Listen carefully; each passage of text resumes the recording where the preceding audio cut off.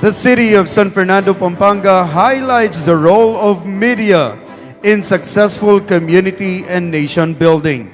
Media people are responsible for quick dissemination of factual information to the people. One of the people who takes the job seriously is our next awardee in the field of media. Panoorin po nating lahat.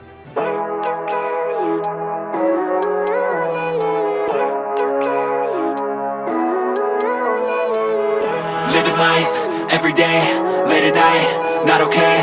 All I want, and I pray, all I need are some better days. Fuck me, I'm looking in the mirror, so foggy, but I've never seen clearer.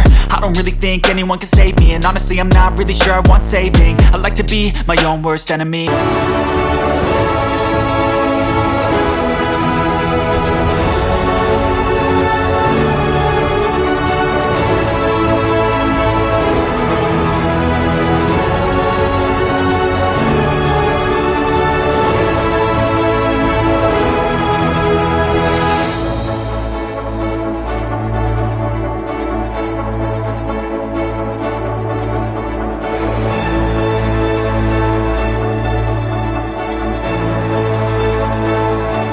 Our Outstanding Fernandino in Media, Mr. Benefredo, Tatang Benny Likop Guinto. Palakpakan tayo pong masagan.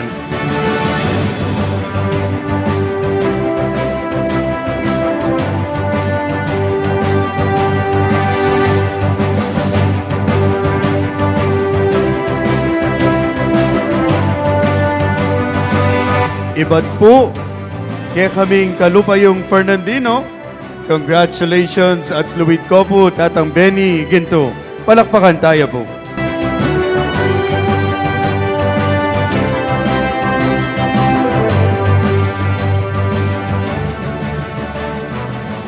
Mayor Edwin Edsa Santiago, our Vice Mayor Jimmy Lasatin, the Chairman of the Executive Committee ng TOFA2022, Mr. Jim Jimenez, my friends, Reden Halili, Konsehal, at Konsehal Harvey, Konsehal Lingat, Among Ed, Doktora Yap, at saka po ding ng department heads ng City of San Fernando.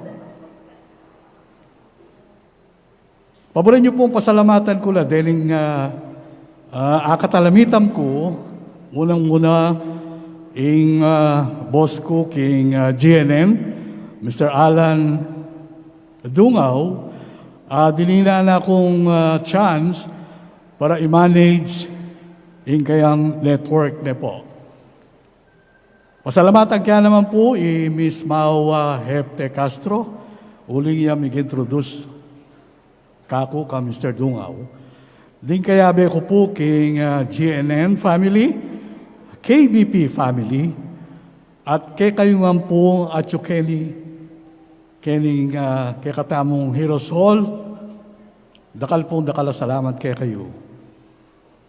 Hindi po ang parangal binyeyo kanako, tatanggapan keng mitmong king kanakong puso, ayating matibe, pamanindigan na kaulan niya ing katutuan at iyugsayang kalaraman. Karen kay katamo po ang kayabe media keti Pampanga, keti San Fernando, kay katamo ngayon po ining parangalayni. Dakal salamat at good afternoon. Our Outstanding Fernandino in Media, ladies and gentlemen, Mr. Benefredo, Tatang Benny Likop Guinto. Dakal mo naman pong dakal, salamat.